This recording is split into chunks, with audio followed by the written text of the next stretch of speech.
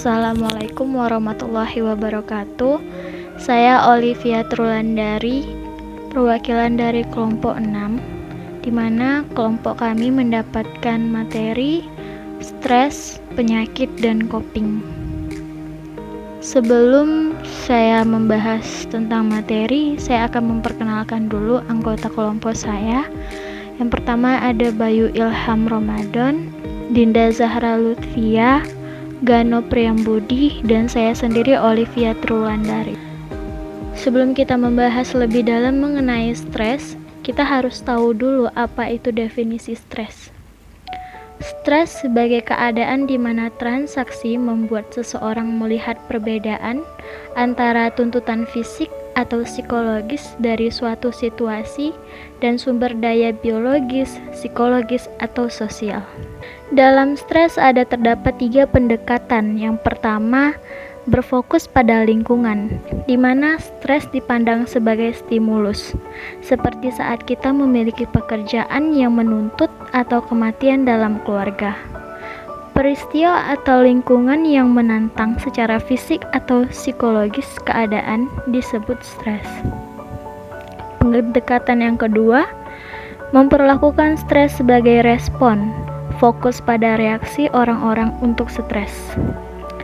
Yang ketiga, menggambarkan stres sebagai suatu proses penyebab stres dan ketegangan, tetapi menambahkan dimensi hubungan antara orang tersebut dan lingkungan. Menurut buku Lazarus 1999, Lazarus dan Volkmann 1984. Proses ini melibatkan interaksi terus-menerus dan penyesuaian disebut transaksi orang dan lingkungan masing-masing mempengaruhi dan dipengaruhi oleh orang lain. Selanjutnya adalah aspek biopsikososial stres.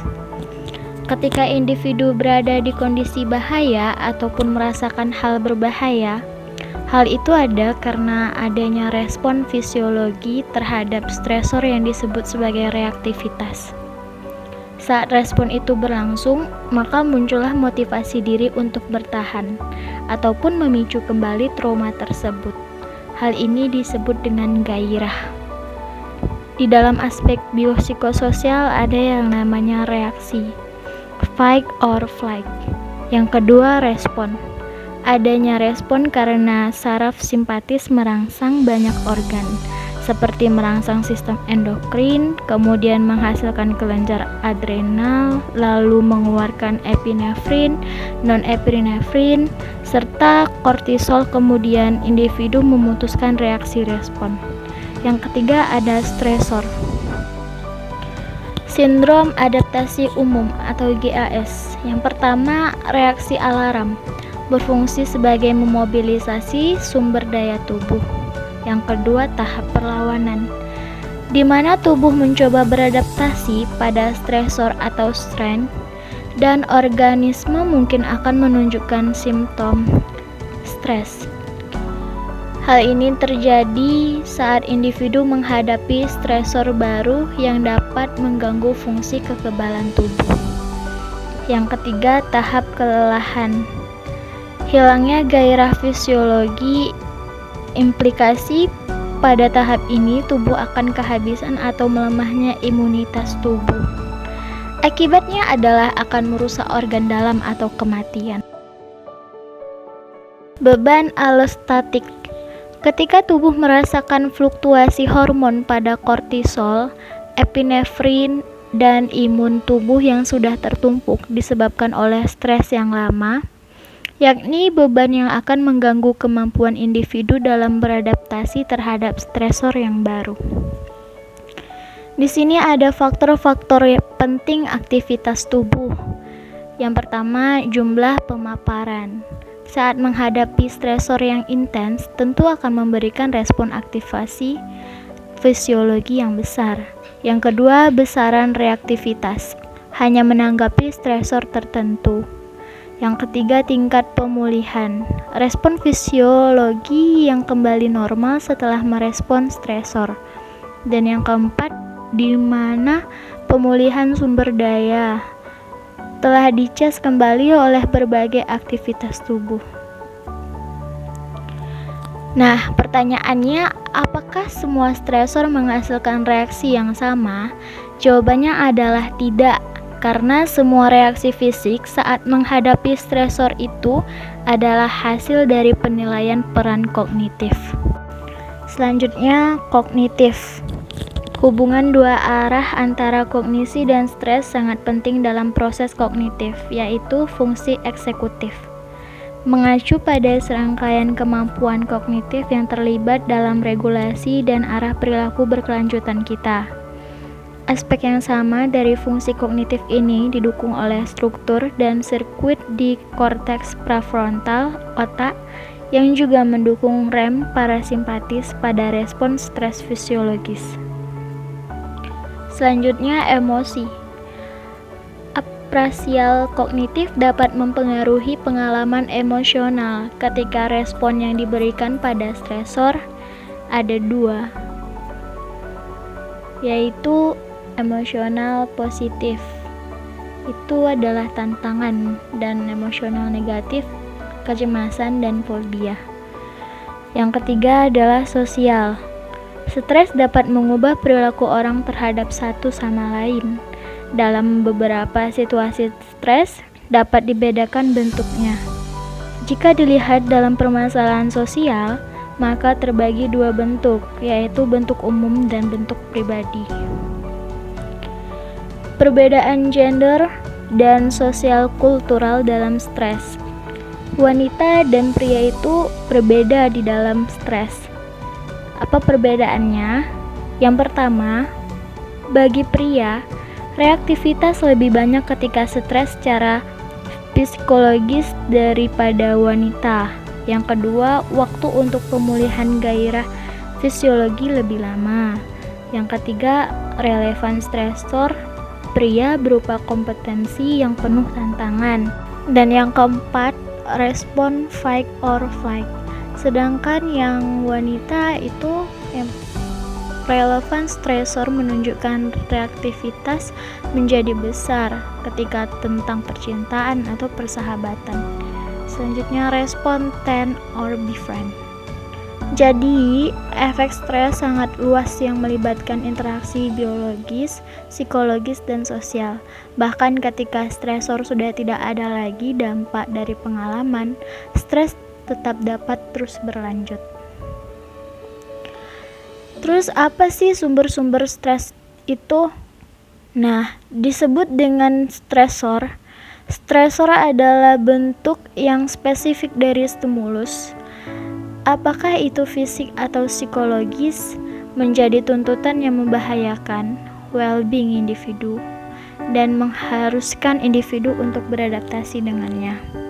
Semakin besar perbedaan antara tuntutan situasi dengan sumber daya yang dimiliki, maka situasi tersebut akan dipandang semakin kuat menimbulkan stres. 3 faktor penyebab dan 2 pemicu. Yang pertama, stresor biologis. Faktor dari segi fisik misalnya kurang ganteng atau kurang cantik, penyakit tidak sembuh, cacat fisik, postur tubuh tidak ideal, berat badan tidak ideal. Dan yang kedua, stresor psikologis. Seperti faktor dari segi jiwa ditandai dengan berpikir negatif, ada rasa dendam, iri, frustasi, dan menyimpan sikap permusuhan. Yang ketiga, stresor sosial.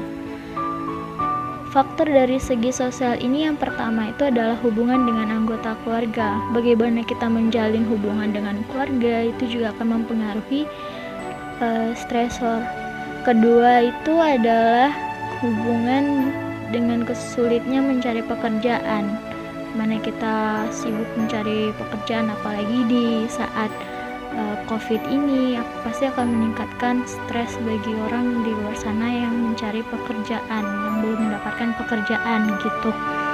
Dan yang ketiga adalah iklim lingkungan yang menyebabkan harga bahan pokok naik, seperti harga cabai naik di pasar, harga gula, minyak, dan lain sebagainya. Kemacetan lalu lintas juga bisa, air bersih tidak memadai juga bisa. Nah, sedangkan dua pemicu utama yaitu faktor eksternal dan internal. Faktor eksternalnya di mana berhubungan dengan lingkungan dan internalnya berhubungan dengan diri sendiri. Tingkat stres adalah di mana hasil penilaian terhadap berat atau ringannya stres yang dialami seseorang. 3 jenis pengukuran stres. Physiological arousal mengacu pada fungsi dari sistem tubuh kita, yakni reaksi terhadap stres. Diukur dengan peralatan elektronik yang menampilkan pengukuran dari tekanan darah, detak jantung, kecepatan pernafasan, atau galvanic skin response. Kekurangan pengukuran ini adalah membutuhkan biaya yang cukup besar, dan alat pengukuran ini sendiri dapat menjadi pemicu stres untuk beberapa orang. Kami mengambil salah satu contoh dari pengukuran stres yang bernama DASS, di mana DASS ini adalah pengukuran stres yang menggunakan seperangkat skala subjektif yang dibentuk untuk mengukur status emosional negatif dari depresi, kecemasan, dan stres. Pembagian skala depresi, kecemasan, dan stres. 1. Skala depresi menilai disporia, putus asa, devaluasi hidup, sikap meremehkan diri, kurangnya minat atau keterlibatan, anhedonia, dan inersia. Skala kecemasan menilai gairah otonom, efek otot rangka, kecemasan situasional, dan subjektif pengalaman mempengaruhi cemas. Skala stres item yang sensitif terhadap tingkat kronis non-spesifik gairah. Ini menilai kesulitan santai, gairah saraf, dan yang mudah marah atau gelisah, mudah tersinggung, overreaktif, dan tidak sabar. Nah, pengukuran stres ini ada skornya. Jadi, jika seorang itu mendapatkan skor dari 0 sampai 14, maka dia masih dikategorikan dengan normal. Dari skor 15 sampai 18, dia dikategorikan dengan stres ringan. Dari 19 sampai 25 skor, maka dia dikatakan dengan stres sedang. Lalu dari skor 26 sampai 33, maka dia akan dikatakan stres berat. Nah, jika di atas dari 43, itu dikatakan stres yang sangat berat. Itulah tadi penjelasan dari kelompok kami. Mohon maaf apabila ada kekurangan. Saya Olivia undur diri. Assalamualaikum warahmatullahi wabarakatuh.